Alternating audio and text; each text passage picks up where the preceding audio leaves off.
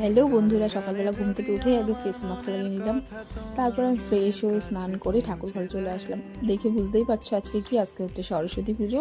তো আমি ঠাকুর ঘরে এসে একটা সুন্দর মালা তৈরি করে ঠাকুরকে পরিয়ে তারপর ফল বানিয়ে ঠাকুরের পুজো সেরে নিলাম। এরপর আমার কাজ হচ্ছে মেকআপ করতে যাব। তো মেকআপ করতে যাওয়ার আমি তোমাদের কিছু স্টেপগুলো দেখিয়ে দিই। ফার্স্ট আমি টোনার অ্যাপ্লাই করেছি, তারপর ময়শ্চারাইজার, তারপর আমি যে কোনো একটা হালকা শেডের মেকআপ নিয়ে জাস্ট হালকা করে ব্লেন্ড করে নেব।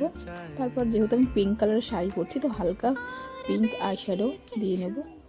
আর আমার হোয়াইট কাজল পরতে খুবই ভালো লাগে, তো এর জন্য হোয়াইট কাজল পরে নিয়েছি।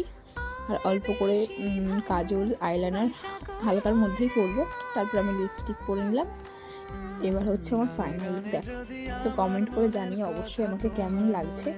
আর তোমরা যদি এরকম মেকআপ লুক টিউটোরিয়াল দেখতে চাও তাও কমেন্ট করে জানিও, অবশ্যই তোমাদের সাথে শেয়ার করব। তো টাটা সবাইকে।